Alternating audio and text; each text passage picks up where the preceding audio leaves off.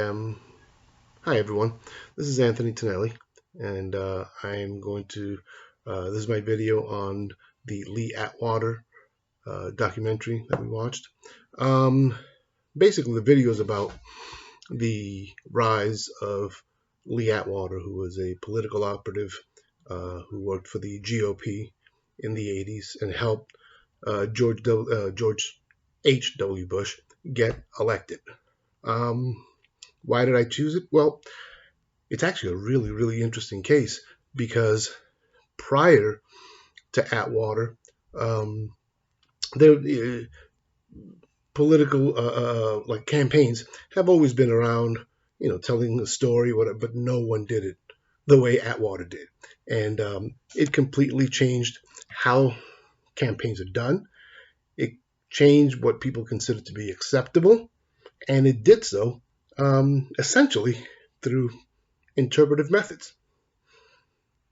Lee Atwater created a story for how people should view a possible Michael Dukakis presidency, and then perpetuated that through things that were not necessarily accurate, but things that were certainly plausible. And he did it basically by finding ways to scare people about what if Dukakis gets elected. This is part and parcel of what interpretivism is. It's not it's not based on, say, mathematics or any statistics. Statistics can be used, but always within context.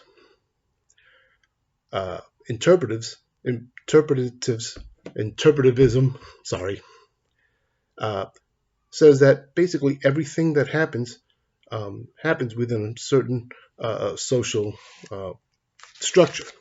It doesn't just happen in a vacuum, so to speak. And so when you're telling a story, um, it's all constructed through creating a meaning for something.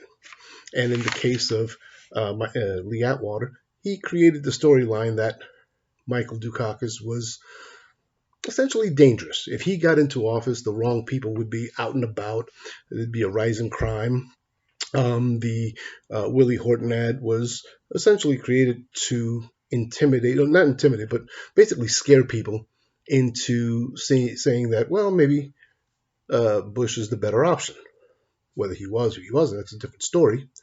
But what Atwater did was textbook interpretivism. He created a narrative, he perpetuated through ads. Um, the Horton ad standing out as one of the worst ones. By the way, other than Dr. Ripley, I'm probably the only person, well, one of the, I don't know who else, but I'm probably one of the few people here that were actually alive to see this happening in real time back in the 80s. And I remember the outrage. I remember all the controversy because it was something that wasn't considered acceptable before that. Atwater changed the game. That's why this documentary is so important, because whenever we look at a major shift in policy or idea or tactics, we always say, well, how did that happen? That documentary kind of lets us know uh, um, how that version of campaigning that we now see as standard, how that came to be.